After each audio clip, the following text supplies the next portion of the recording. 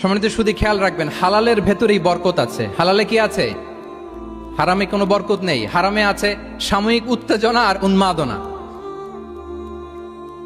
কিন্তু হালাল এর ভেতরে আল্লাহ তাআলা বারাকা ঢুকিয়ে দিয়েছেন।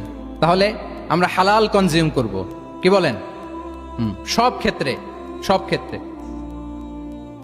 হারাম খেয়ে, হারাম কনজিউম করে যে ব্যক্তি দোয়া করে, যারা হারাম খায় তাদের দোয়া আল্লাহ কবুল করে না। এবং হারাম খেয়ে বর্ধিষ্ণু দেহ আল্লাহর জান্নাতে প্রবেশ করবে না।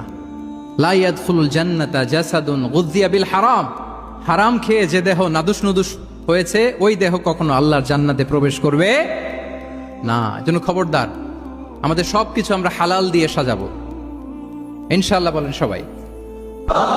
আমাদের অনেকে একটা ভুল করে, সেটা হচ্ছে অনেকে খাবারের ক্ষেত্রে খুব কনসার্ন, যেটা হালাল হইতে হবে, যেটা আমি কনজিউম করব এটার ব্যাপারে খুব কনসার্ন, কিন্তু অন্যান্য বিষয়ে তার আর কোনো খেয়াল নাই, ভ্রুক্ষেপ নাই। এরকম আছে না নাই বলেন?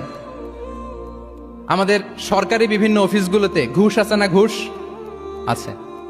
দেখবেন সরকারি অনেক হিন্দু কর্মকর্তা গরুর গোশত খায় না।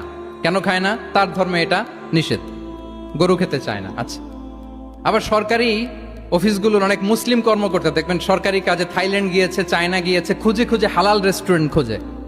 ওয়াইন খায় না, পর্ক খায় না। কারণ কেন খায় না?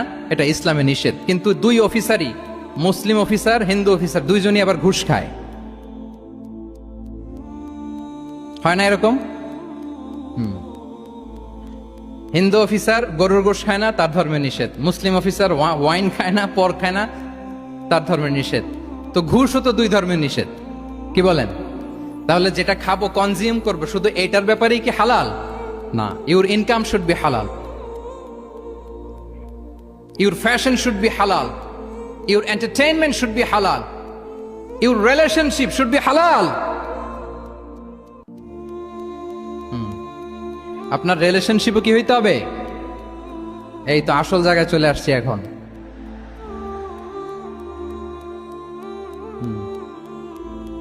হালাল রিলেশনশিপ কোনটা? বিয়ে। এই পবিত্র বিয়ের মাধ্যমে আমরা এই হালাল রিলেশনশিপকে উপভোগ করতে পারবো। এর বাইরে আর কোনো রিলেশনশিপে যাওয়া যাবে? হ্যাঁ। প্রি ম্যারিজ রিলেশনশিপ, এটা কি হালাল না হারাম?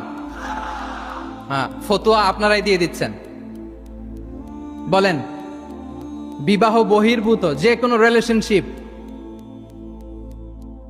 হালাল নাকি হারাম? এক্সট্রা ম্যারিটাল যে কোনো রিলেশনশিপ বলেন হালাল নাকি হারাম? সাবধান হইতে হবে। তাহলে হালালের সাথে আমাদের